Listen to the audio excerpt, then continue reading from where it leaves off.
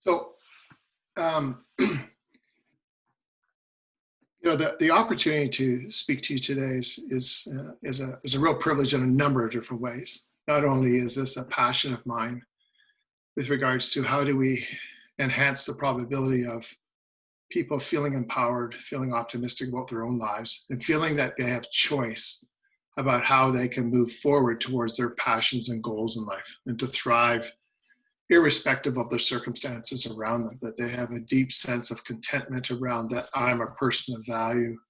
I'm a person who has the ability to make choices that can bring positive change into my life. The other aspect of it is that back on Mother's Day, I actually had a major heart attack.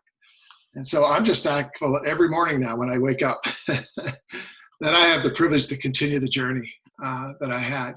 Again, it's a real privilege to be here. As Corey was mentioning, you can certainly ask questions on chat. I'm not sure if I can be able to answer all of them, but maybe I could take some time after and try to have a response, and we could send that out to everybody. So today, on this first day, and then we'll have the second half on Thursday. But today I want to kind of review the concept of the paradigm shift that I believe is going on in the world today, and even during our current circumstances, the need and the highlighted aspect of giving people permission to take control of their own lives in light of a very chaotic and unpredictable world is becoming more and more important. So I want to talk about that. I want to talk about the strength-based practice and guiding principles, the role of resilience and confidence, and the strength-based approach and context. So near the end of this, I'd really like to kind of flesh out what does it mean to ask different questions? Why are we taking this approach? And what does it actually look like for us?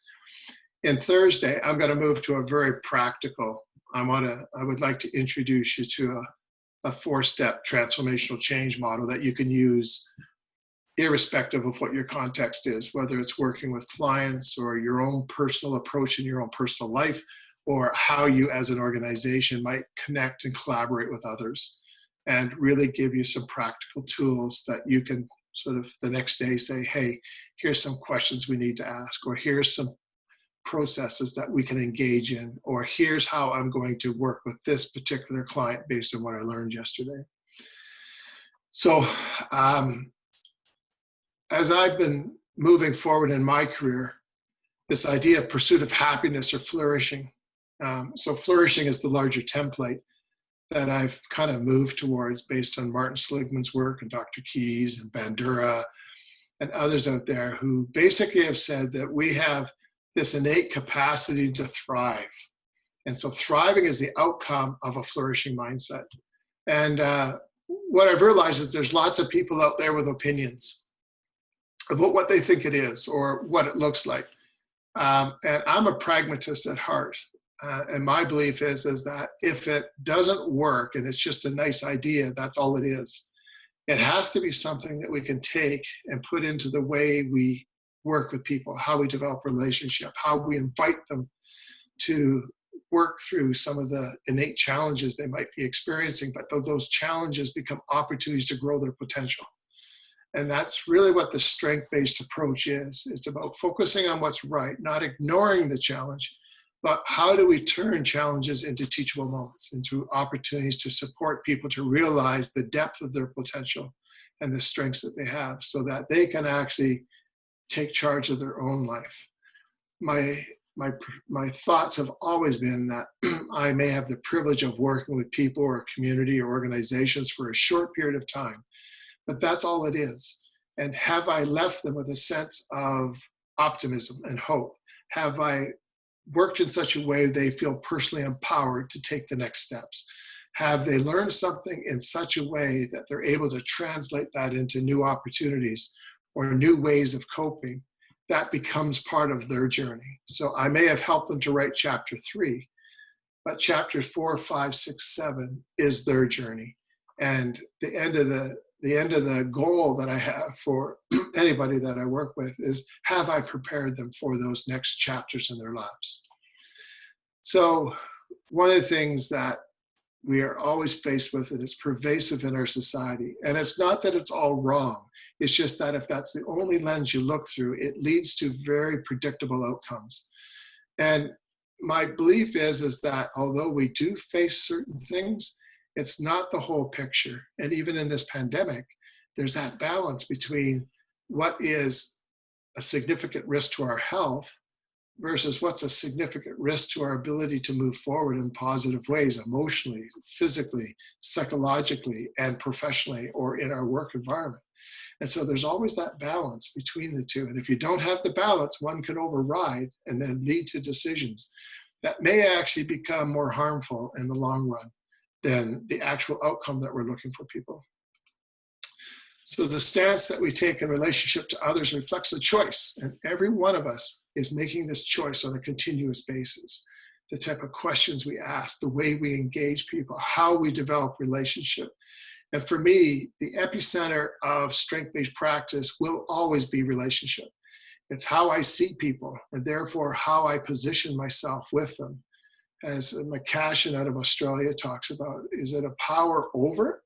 Therefore, I'm going to make decisions and therefore have expectations that people are going to fulfill those. Or is it power with? Is it collaborative? Is it something where I share ideas, but I make sure that the participatory ownership of this is given to those that I work with? So we can position ourselves in ways that invites respect, curiosity, and connection. Or we can also position ourselves in ways that invites judgment, disconnection, and disapproval. So the stance we take has profound effects on the relationships and is shaped by our values and conceptual assumptions. This is by Madison. And so that's what I'm introducing you to today is what's the value system that you're going to think from, engage people from, and how that shapes your concept of what success looks like. Because I think we have to redefine success, because success is not the absence of stress or the absence of pain or the absence of challenging situations in our lives. There's a video I watched lately, and this young lady talked about how actually resilience and thriving is when we experience what she called a brutify. And so it was those brutal feelings sometimes that we get, but also the beauty of who we are and how we bring those two concepts together. It's kind of like that movie by Clint Eastwood, The Good, the Bad, the Ugly. We can be very clear about what the good is and what the bad is, but it's actually in the ugly that we actually explore our potential. And it's not that we eliminate that altogether, because life is about being in the ugly. And sometimes we have these feelings, but they don't define us. They don't determine who we are, but rather they play a significant role in helping us to evolve our sense of who we are, what's our purpose, what our strengths are, how we discover those strengths. So when the Gallup poll took a survey of people out there, because there's a strong inclination in our society to always move towards the good and the bad. You know, what's good versus what's bad. And there's no conversation in the middle. So when they talked about strengths versus weaknesses, people felt, I have to change, I have to be different, I have to have certain things in my life or I can't be successful, versus individuals who said, you know, I'm going to focus on my weaknesses, I'm going to rectify those, and if I can rectify those, then I'll be in a better position for of experiencing success. And then when people were actually talking about, you know, what do I do right as a starting point for change, you can see how, you know, people don't really have a predisposition towards thinking that way. They don't wake up in the morning and sort of think in terms of how they're going to evolve their experiences that day in such a way that they have a deeper insight into who they are, what they do well, and how can they build off of those. So this whole process is actually based in sort of an evolving theory called positive psychology. It's not yet a solidified theory like forensic psychology or neuroscience psychology, but it is a scientific study that's evolving and it's gaining momentum. And this is where strength-based practice really falls under. So it's a scientific study of the innate strengths and behaviors that enable individuals and communities to thrive. This field's focused on the belief that people want meaningful and fulfilling lives. That's the starting point. We believe that people want good things for their lives. And they want to cultivate their ability to become the best version of who they are and to enhance their experiences of passion, work, and play as they interact with others in the world around them. And as we talk about some of the strength-based principles or the guiding principles, that's that's kind of a summary of what I truly believe people want. So therefore, I treat them that way. If that is what I think that person is moving towards, then that's what I need to facilitate experience-wise and how I treat them, how I work with them, how I support them, whether it's a mother with children or a person in a professional relationship, whatever the case might be, that's my starting point. So Tom Rath wrote a book a while back. He says, when we build on our strengths and daily successes instead of focusing on our failures, we simply learn more.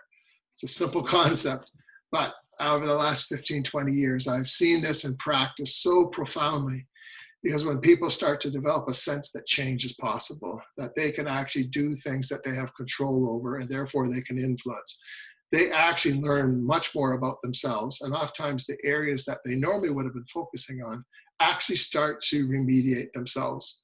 Because people who actually create that hormonal experience of, oh, I like that feeling and this is what I did to create it, are much more prone to replicating that in other areas of their lives.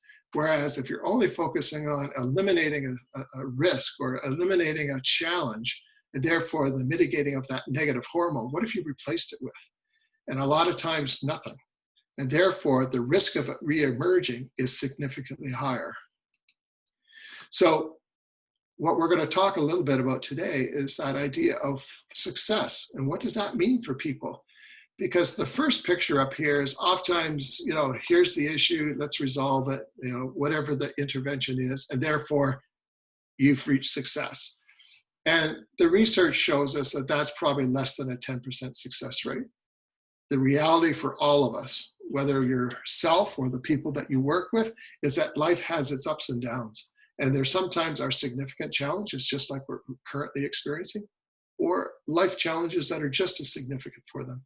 But the goal of life is not to avoid these opportunities or challenges. Rather, how do we navigate them in successful ways and become a better version of who we are as a result of having gone through them?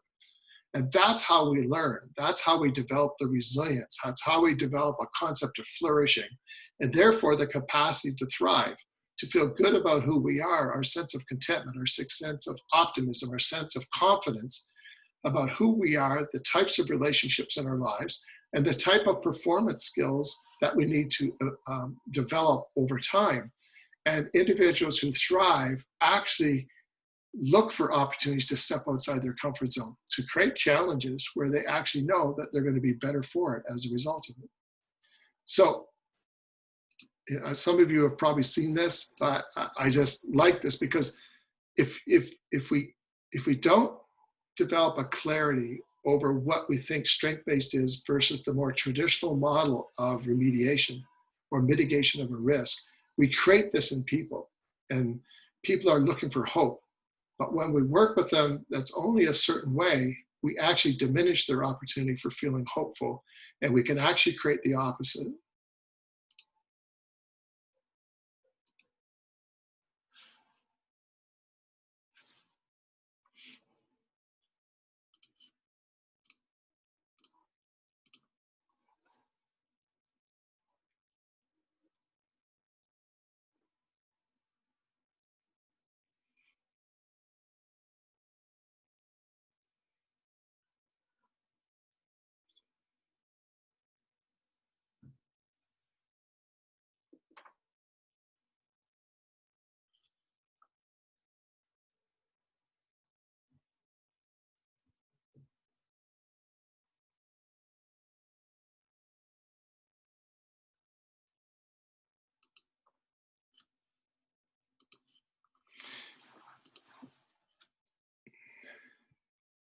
And why I show that video is that when you're working with people, you've got to be clear about where you're coming from.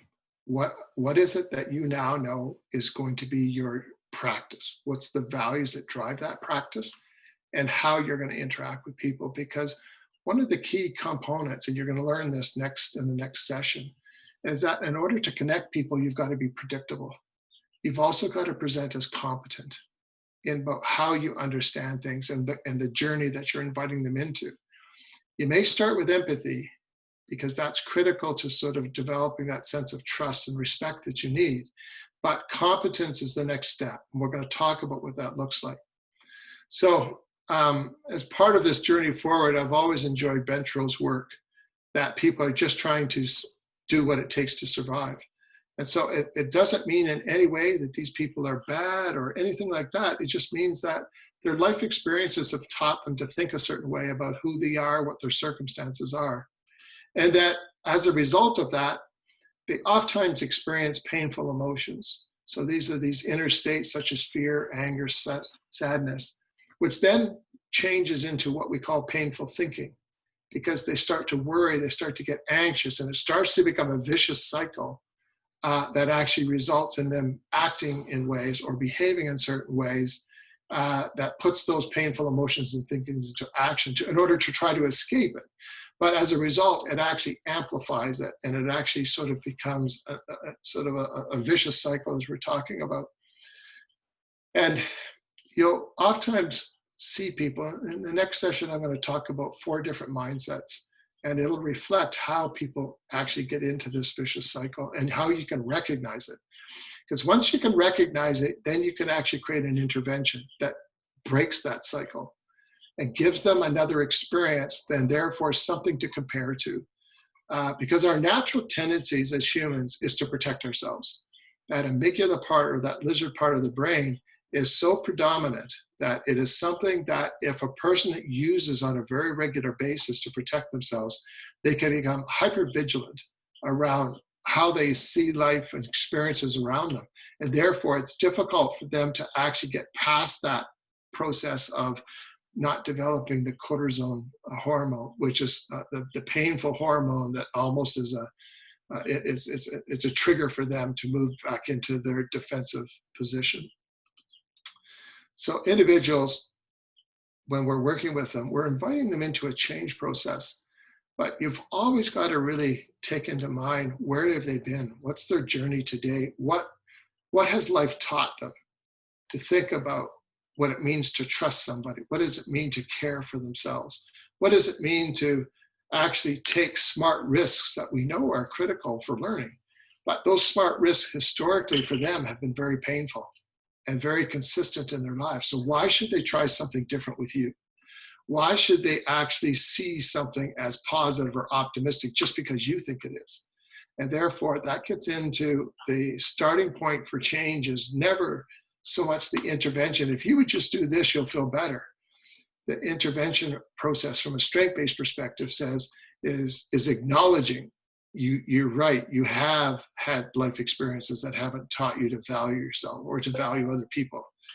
And that I would like to work through that with you.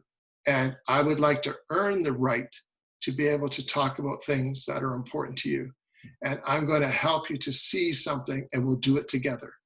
That we will try this together, we'll play with certain things, and you need to realize that you'll never be judged, that you'll be safe with me, that I'm not going to respond to you in the way that you have traditionally experienced from the world around you. So part of this work comes from Martin's, from a researcher that I've learned to, it's called The Heroic Client, and the book that he wrote. And he did a meta-analysis of the 40 years of research and pointed to the idea that positive change, the epicenter of positive change, will always be relationships. So if people are engaged in a relationship where they feel valued, where they feel safe, where they feel that something could be different for them, and that you're actually engaging around what is meaningful to the relationship with them, it's not the starting point. The starting point is something very different, because oftentimes people are coping in order to meet a need. And that need might be something very different than what the referral question is. So learning to understand why they're coping a certain way and what is the need that they're trying to meet starts to then give you some insight to what the meaningful activities is going to need to look like. But when you capture these first 2 concepts, you actually capture 83% of positive change. 17% is actually only going to be the so-called content of your intervention, the information surrounding maybe skills training or relationship building or new parenting skills. That's only 17% of the factor. The 83% is actually that epicenter, the relationship that you have with the person, because they'll actually draw upon that information in very different ways if we get the foundational relationship the right way. So to embrace change, these are the things that people need to experience as a result of your interaction with them. And I ask a lot of questions around that when I work with people. I'll ask them, did you feel valued today? Did we talk about things that made sense to you? Do you feel like that's something that you might be able to do tomorrow? And what would that look like? And do you feel like I'm being present with you in a way where you feel like you're able to tell your story? And are you starting to sort of develop a sense of what might be look like? What change could look like for you? So fear, in my mind, is one of those critical components that we oftentimes don't pay a lot of attention to, and yet it is part of every change focus.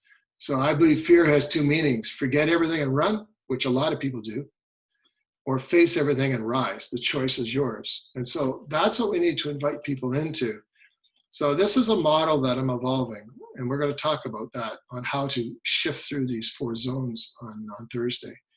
But everybody tends to stay in their comfort zone, whether functional or non-functional. You know, sometimes people stay in certain circumstances, even though they know it's not good for them, but that's all they know. So therefore, that's what they're familiar with, and therefore that's what they hang on to. Because it's fear that keeps them there. They don't feel they have the right resources, or they feel or people are going to judge them, or they feel they're going to be hurt or humiliated. For whatever reason, fear is what holds them back. So as we work with people from a strength-based perspective, the art is, how do we move people through the fear zone into the learning zone?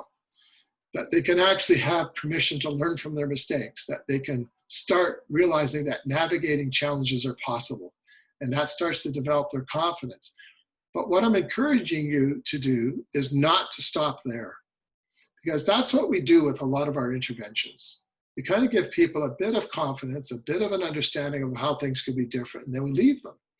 And I'm actually inviting you to think in terms of that part of your work with people needs to be, okay, now that we've learned this and you've kind of shown your ability to do that, let's now stretch it. Let's take it out of your comfort zone and try it in another place, because that gets into the neuroscience of rewiring the brain and giving the neural pathways a real structure and solidification so that it actually becomes a default pattern of thinking.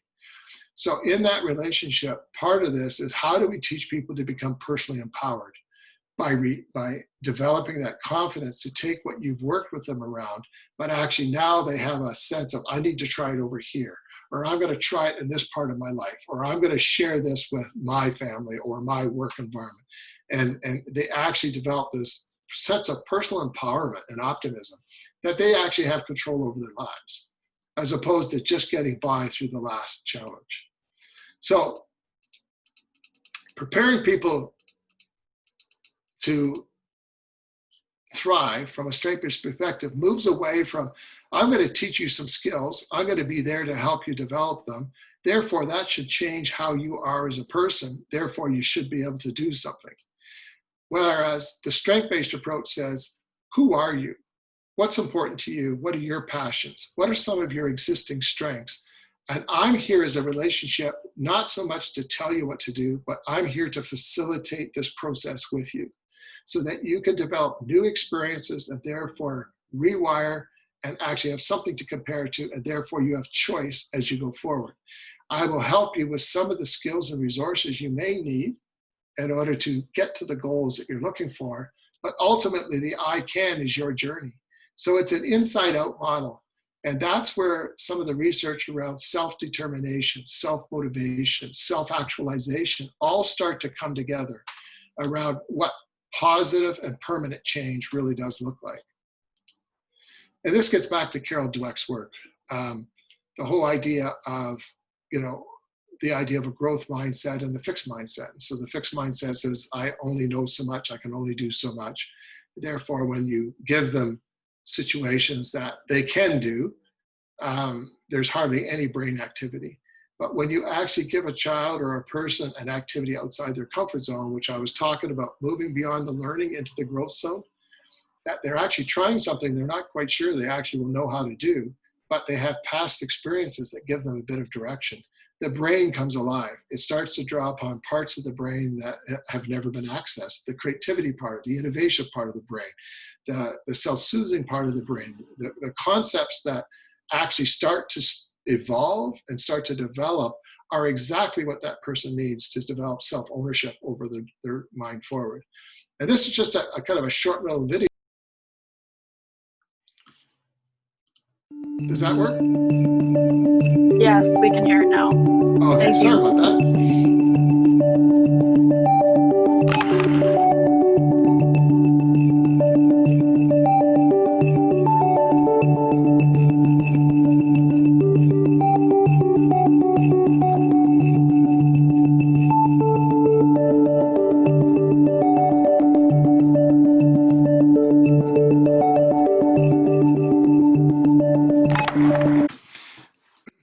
That's just a short video on what actually is happening inside of the brain. So in my research at the Foothills Hospital around some of the neuroscience concepts, so we actually had a young lad who was really experiencing some attachment disorder issues. So therefore really afraid of connecting with people, whether it's emotionally or physically. And we just started off with staff giving him a hug 3 times a day. And I was able to create a neural pathway visualization of that in his mind, about how that new pathway was starting to solidify and actually become something that he could draw upon as a way to sort of embrace this new stepping out of his comfort zone. And in many ways, the more we hugged him, the more solidified that neural pathway became. It's sort of like a piece of string where you can have one strand and it's easy to break. So just teaching somebody one time is not sufficient. It's about a scaffolding of small experiences that actually starts to create 2 or 3 or 4 different intertwinings of a neural pathway. And it also takes a look at the synapses where they started to harden and solidify so that that emotional experience could pass through that synapse very quickly, as opposed to a struggle. And so the idea of being able to help people to rewire how they see themselves, how they experience things emotionally, and how they experience challenges and opportunities is very real. But it's an inside-out approach. It's based on experiencing things, not just knowing something. And you can't separate the two, because just because a child or a person knows something in no way means that they'll draw upon it. The only way that they'll actually develop that habit or pattern is because they experience things over and over again. And the brain is an amazing part of who we are. And as you take a look at this, you can actually sit and read it, right? Even though grammatically it's a horrendous document and it's not following any rules of grammatical literacy, yet your brain can pick up on it. And your brain has been taught to recognize certain things and therefore make a probability choice about what it is. And so you can do the same thing with people, but it takes time. And that gets into that brain science of change and learning. So when you have people who feel something, it's the amygdala. That is the first thing that the brain is looking for. And that's that protect, fight, flight, fright, flight, freeze, or disconnect. So if it's something they feel that is going to be harmful to them, that feeling will click that amygdala into gear. And when you click that into gear, you're looking at about 6 to 8 hours before it actually starts to relax, and therefore the ability to get past it is the opportunity to go through it. For some people who have had horrendous experiences of pain or rejection or stigmatization or labeling, that amygdala is hypervigilant. Again, it's that protective part of our system that is natural, but yet it's so hypervigilant that you have to pay attention to it. So when you're engaging people, and we'll talk about that on Thursday, is what kind of questions to ask, how to sort of get a sense of where that's at. Because once you get that feeling, you actually move then to thoughts, right? It's, if I feel a certain way, I think a certain way.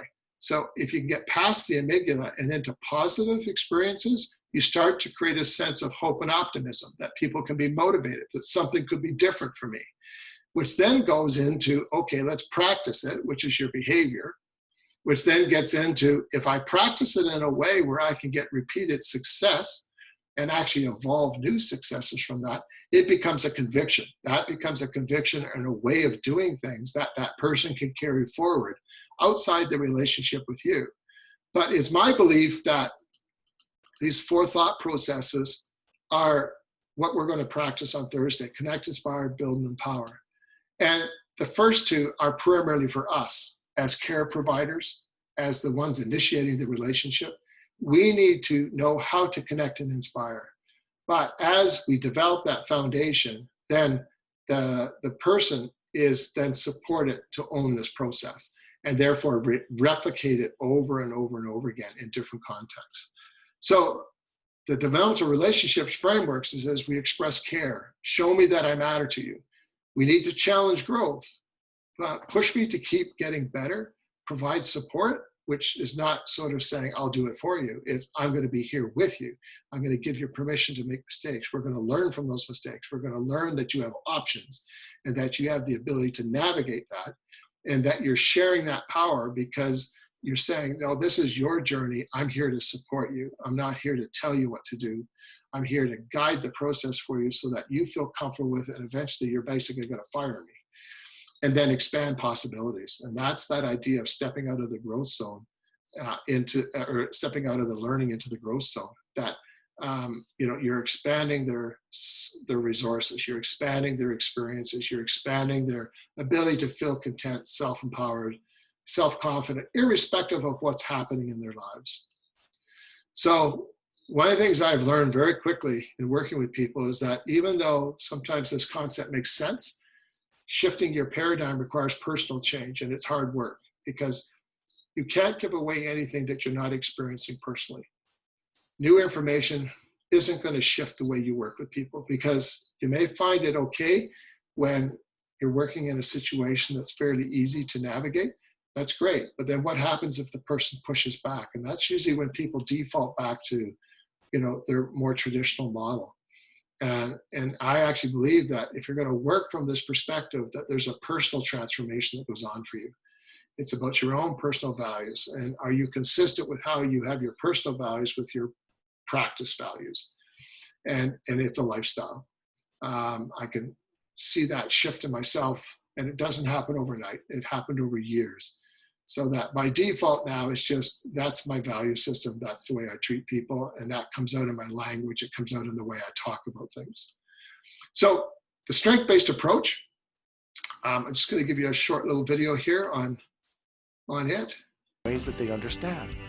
In many ways, it was once said that if we ask people to look for their deficits, they will usually find them, and their view of the situation will be colored by this. If we ask people to look for their successes, they will usually find it, and their view of the situation will be colored by this. In many ways, our traditional model of care embraces the belief that people need help because they actually have a problem. This emphasis on deficits, or what a person is lacking, leads to a cycle of focusing only on what needs need to be repaired, followed by some assumed solutions. It's a deficit approach that says, I need to fix you. When we do that, though, we actually deny people the opportunity to face the challenge and actually learn from it and discover things about themselves that they're going to need in order to resolve that situation in a way that actually looks like success for them.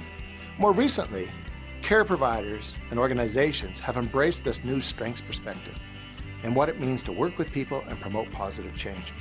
Rather than that more traditional model of fixing, it's more about actually focusing on people and understanding what strengths they bring to the picture, what capacities that we can draw upon that actually they will use in ways to transform their own lives in positive ways. It's important to understand that a strength-based perspective is not about denying challenges, but it actually sees challenges as an opportunity to grow. When problems become the starting point of change, then we tend to label people.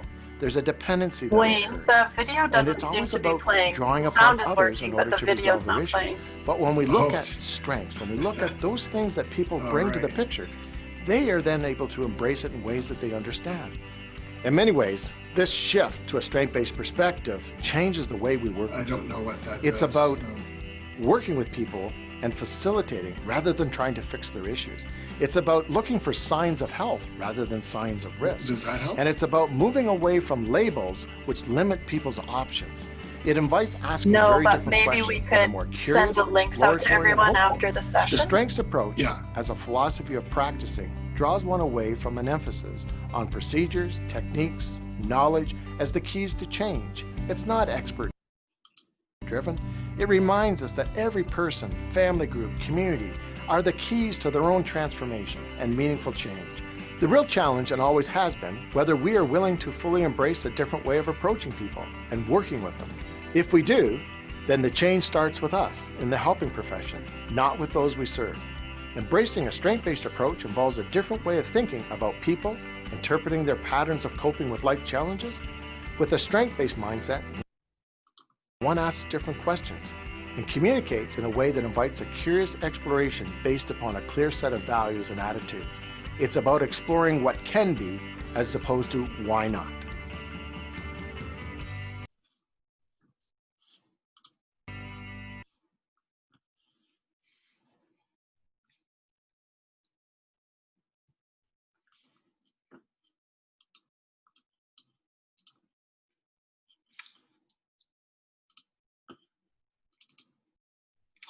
I apologize for that. It sounds like it wasn't able to, you could hear the sound, but you couldn't see the video this time. I am sorry about that. When you get a copy of this, we can certainly send a link out for that. The only thing you were missing was just a picture of me talking with graphics going back 10 years ago. So I was looking a little younger. Simon Sinek talks about there's only two ways to influence behavior. You can manipulate it or you can inspire it. 20 years ago, I said that I'm going to stop manipulating people. I rather would inspire them to believe in themselves and their own potential. So the strengths-based cycle, the deficit cycle in figure 1 here is you're going to focus on deficit. It creates labels, negative expectations. We oftentimes have prescribed interventions. I often find that people's experience from those prescribed interventions are negative because it's not something that they thought of or owned. Therefore, it lowers their expectations, results in negative behaviors, and starts that vicious cycle over and over again. Whereas in the strength-based approach, we sort of look at the change and identify the strengths related to the change that you're moving towards, then you're continuing developing, expressing those strengths. As a result of it, people tend to experience a positive value and a meaningful experience. It actually creates new opportunities for successful development and therefore positive expectations of who they are and what they desire. So it's just a different shift and different starting point. And it changes your language. So your strength-based concepts versus your deficit-based concepts. So it's at potential versus at risk. It's strengths versus problems. It's engage versus intervene. It's being persistent versus resistant. Understand versus diagnose, and opportunity versus crisis. It's just like polar opposites. But I find that when I use this language on the strength-based concepts, it invites different ways to think. It invites different things that I can actually engage in. Because oftentimes we find that people who so-called are resisting, they're resisting for a reason. And but the fact that they keep resisting means that they're persistent. So my question isn't, why are you not doing this? It's rather, it sounds like there's something important to you that you're seeing that's not something that you want to engage in. Could we explore that further? So it just invites a different way to talk about things. And what I find is that when I'm working with people, then they feel like, hey, this person's actually listening to me. This person actually values what I think. They're actually looking at different ways for me to work through the things that are actually important to me and are actually, I feel, are harmful to me. And therefore, it just invites a whole different trajectory we go forward. So that paradigm shift is important. And if you take a look at this image here, you should be able to see two very clear images. But the key is that you're actually looking at particular aspects of this picture in order to develop that ability to see so you should see half a picture of a person looking towards you, and you should be able to see half a picture of a person looking to the right. And it's just the cues that you look to. And in some sense, that's what strength-based practice invites you. You're looking at different cues in the story to invite different questions, and therefore different pathways to success. So a strength-based paradigm invites a different language to describe challenges and the struggles people have. That paradigm avoids labeling, and this fundamental shift means working with and facilitating rather than fixing. So a strength-based approach seeks to answer some quite different questions like, why do people survive the problems of life? What resources do people draw upon that accounts for their resilience? Why do a significant number of people experience social, mental, physical challenge, not only survive, but thrive? What are the protective factors that support positive change? And what are the meaning do people ascribe to their experiences?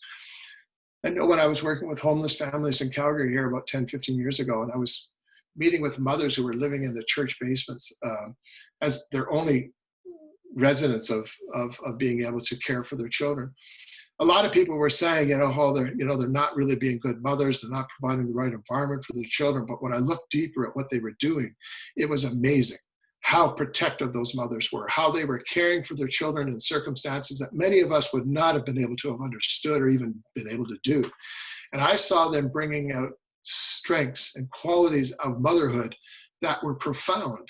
And to be able to come alongside and to affirm that, to be able to talk to them about how amazing they were being as a mother, and to see that smile come up on their face, even though they knew that that was not the circumstances they wanted long-term for their children. So it's about how you see people, therefore how you engage them.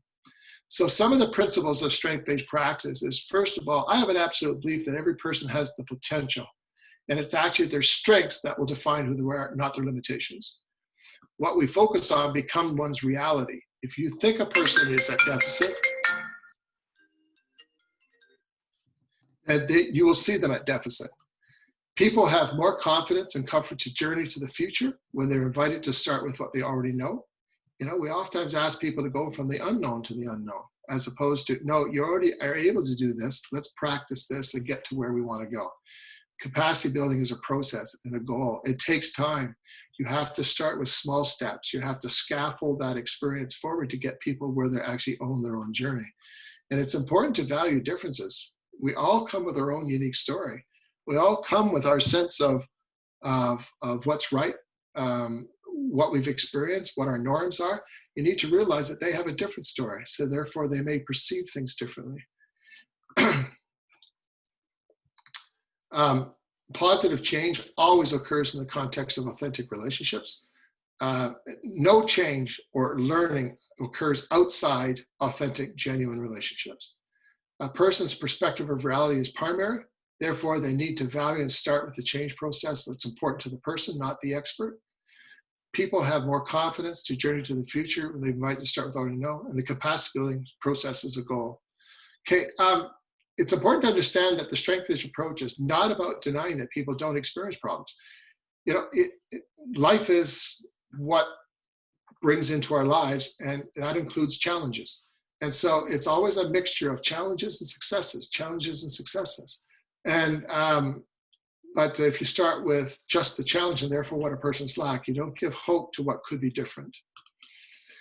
So part of this whole process is that from a strength-based perspective, I think we create optimism, we create a sense of change is possible, but the dependency process resulting from disempowering people is devastating.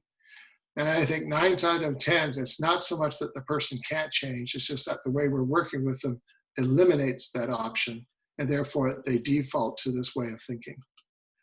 So this is I'm hoping it actually kind of works, but if not, I'll give you this, but resilience and mental health. This is a kind of a short video that actually really highlights, what we're talking about and where this will go.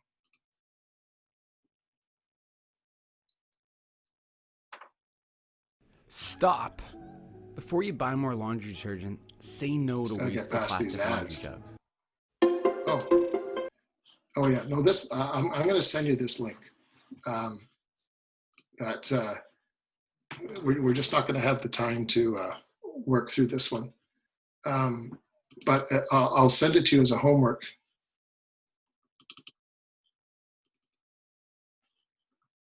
What do I get out of this?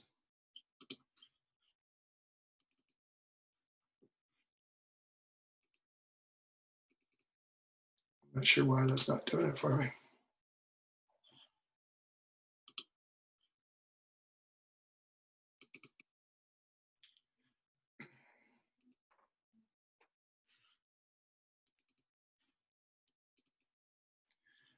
Not too sure what's happening here, Corey.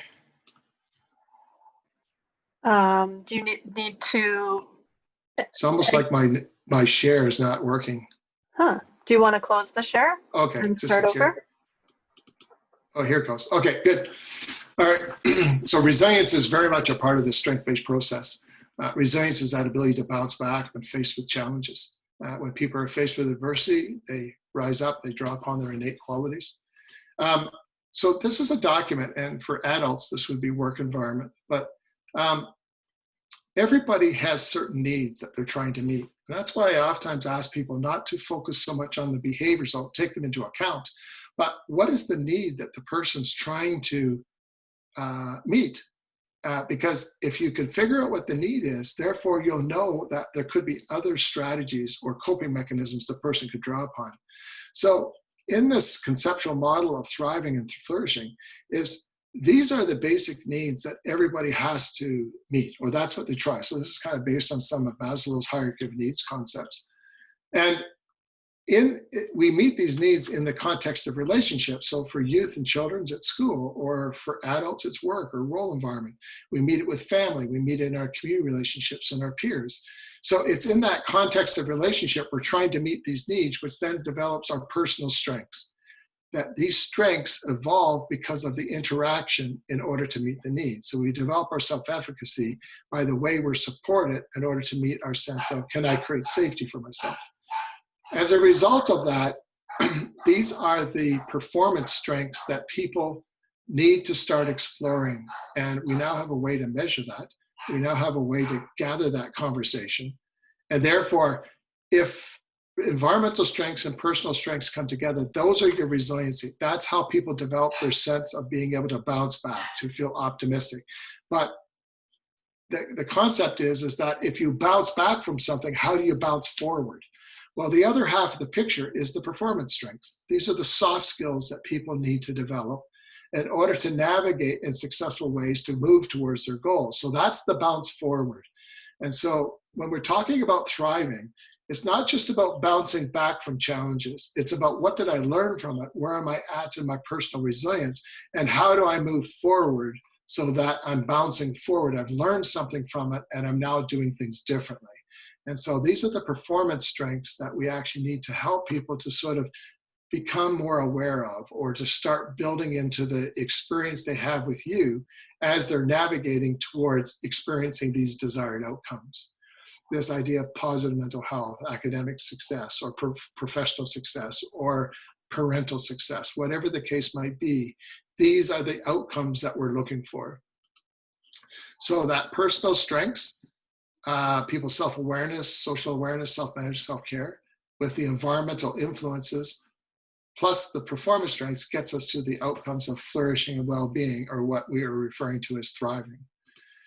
And so flourishing is an important concept of that, because flourishing, as I said, is the umbrella and thriving is the outcome.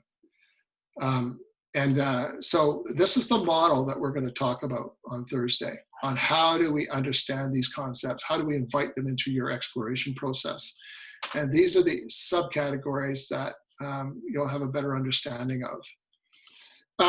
The other part of flourishing is paying attention to people's well-being.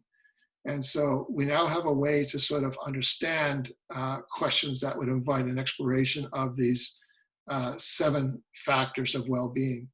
I'm always interested in that if you're going to thrive, then you should have a sense of how you're caring for yourself. There's a lot of people out there that don't forgive themselves. They don't seem to, they're so caught up in the tyranny of the urgent that they actually don't take time to really pay attention to what it might be to be mindful, to actually take time to relax, to take time to eat well, be healthy. That was very clear to me last Mother's Day for me on some of these factors. So it's about I am, who's the relationships I have in my life, how am I learning those performance skills, and am I flourishing? So the research is showing us that when people are experiencing high degrees of flourishing, the natural outcomes are higher probability of these factors. When people are not flourishing or thriving, these are the outcomes that they're experiencing. So as part of your work, when we prepare for next week, I'm going to ask you to kind of gauge yourself on where are you at as an influencer on your, and by answering these questions. So I'll send that out to you. So again, this is just a short video that kind of wraps everything up on what a strength-based approach is and its actual implications for care. A strengths-based approach. A simple phrase that has different meanings for different people, but an approach that, when done right, opens up many possibilities. A strengths-based approach can be used in any intervention, in any setting, with any client group, including carers, and by any social or healthcare member of staff. The CARE Act puts a strengths-based approach at the centre of any intervention, placing the individual and not only their problems at the centre of the process, and highlighting what is strong rather than what is wrong, identifying the resources someone has within themselves as well as who and what support they have around them. This ensures that all their strengths and talents are identified and considered in all interventions, not just their needs and personal outcomes, such as what is important for them or what they would like to achieve. At the end of the day, the core duty of the CARE Act is to promote individual well-being, which is broader than meeting eligible needs.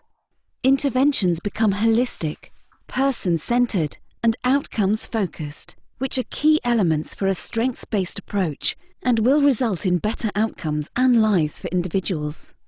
As individuals, we are all different, and the CARE Act recognises this. As individuals, we have multiple skills, knowledge, talents, character traits, relationships and abilities. Social care interventions should consider all of those rather than a one-size-fits-all based on the catch-all labels such as disability, dementia, or simply old.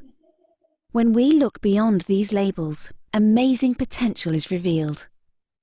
Anne is a 67-year-old woman who speaks 2 languages, has a wide knowledge of international affairs, politics, and environmental concerns. She speaks confidently, is very organised, reliable, and is witty. She loves interacting with people, learning, and teaching.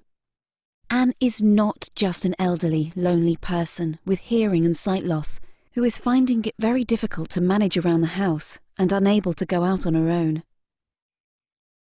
See what we just did there? We unfolded Anne.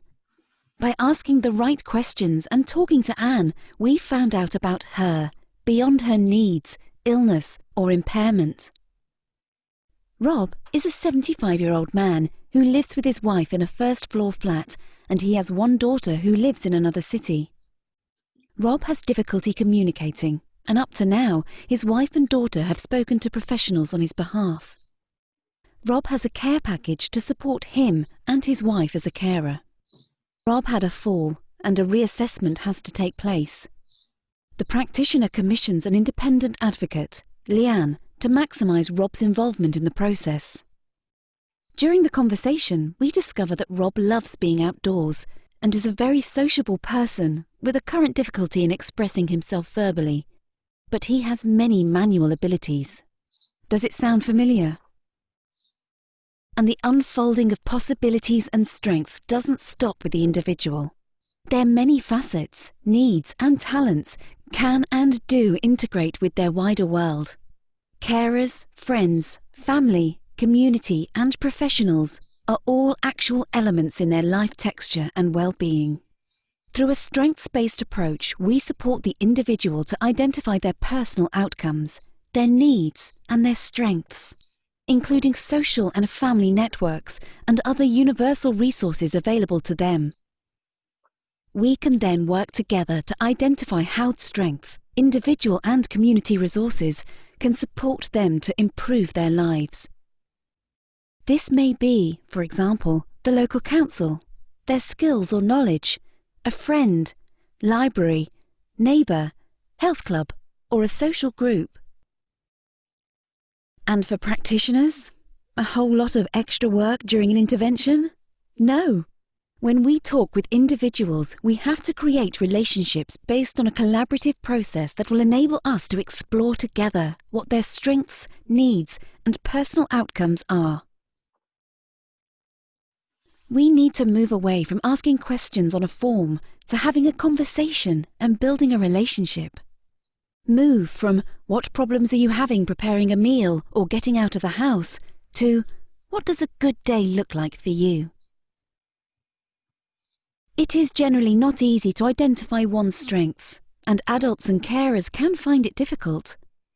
There are useful tools, for example, asking the right questions, strengths mapping, motivational interviewing, recovery model, 3 houses, and so on. These can support practitioners and individuals in identifying strengths. They are all different, and there isn't a one-size-fits-all, as individuals are different. Using these tools, people can discover assets and strengths they have or could have access to, and that may be through local facilities, professionals, or their own talents, or those of a friend or family member. Strengths and assets come in many shapes, sizes, and ages. When we, practitioners and individuals, work collaboratively, we open up that apparently simple circumstance of each individual and unfold a whole world of possibilities. So, I'm just going to stop there. What about? Just got out of time here. Secure. Let's get back to. Yeah, because I'm hoping you got the essence of that, is that every person that you work with is an individual with their own story. And by asking different questions, you open up just a wealth of different types of asset and resources that you can bring to the picture to support them, along with maybe the specific expertise. But one of the other aspects of this is that oftentimes in working with people, it's not just that particular intervention or relationship you might have, but about expanding and exploring the larger context that that person might have in their community, and other resources would come together. So in some sense, you might become an advocate for that person on how people support them, because not everybody's going to be coming from a strength-based perspective.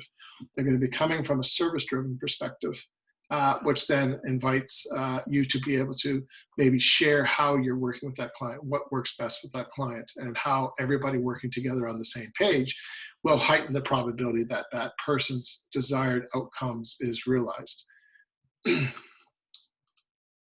So next week, or next Thursday, I want to talk about how the art of hearing stories, asking questions. How do you picture a picture of the future for a person, their strengths and exceptions, other resources, and plan next steps. I'd like to talk about, I'll give you a couple of sheets that sort of invite you to sort of explore types of questions that you would maybe want to ask or use in the work that you're doing. And what is the mindset of a resilient, competent person? Like, you should be able to recognize some of the characteristics that the person is evolving and how they work with you or how they respond to you. You need to be able to pick up on that, know you're on track. So there's 3 questions I think I'm inviting you to ask. So what are we already doing well that we can build upon? Because many of you are probably just highly talented individuals who have a desire for the best of your clients working with, and that you probably are playing with some of these concepts. And which ones are you embracing already? What could you tweak or modify to enhance your success? And what do you need to change or let go of? Because sometimes we do things because it has a history with us. We've always done it that way. Why would we do it any differently? But I think the strength-based invitation invites us to think outside the box, to really take a look at what is it that we do, and are we focused on that, and do we actually know that we're reaching those outcomes that we're looking for? So life's not a matter of holding good cards, because everybody, including ourselves, we've got things in our lives that potentially can limit us. And for some of us, we're very good at hiding them. But others are dealing with the reality of their lives, and you have that opportunity to come alongside and to sort of facilitate a different experience and journey, one that builds capacity, one that builds hope and optimism, one that builds a capacity of self-empowerment. And that is ultimately, I believe, where the strength-based perspective invites us to go as practitioners.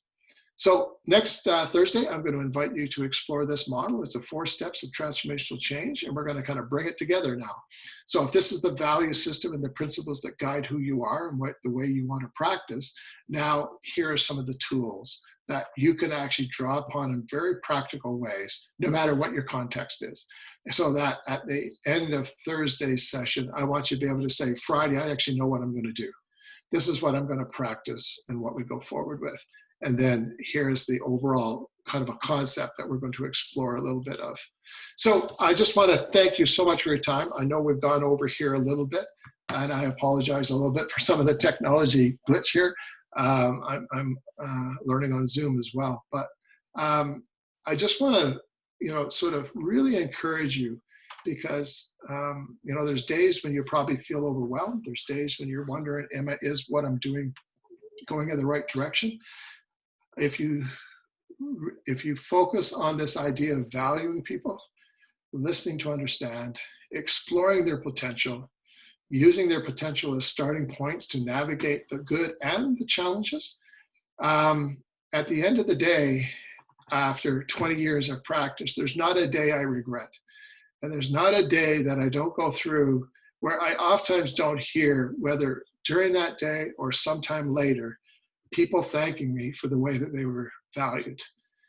People are amazing people, are amazing beings with so much potential. And when somebody comes alongside and says, something, I want you to become the best version of who you are, you can never go wrong. Matter of fact, what you will find is that you will grow exponentially yourself as a person, as a professional. And when you bring your professional values with your personal values together, you can actually sleep at night, knowing that you did the best and the most ethical and the most profound influence in people's lives. So I just want to thank you for that opportunity, and I look forward to Thursday to sort of moving it to, okay, what do we do? What are the practical steps that we can actually actualize this into the way we think, the way we practice, and the way we influence?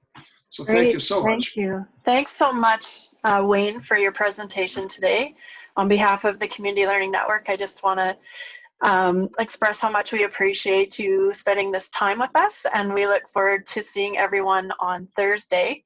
And I will work with you after the session, Wayne, to get the homework from you and the video links, and then we can email those out to everyone.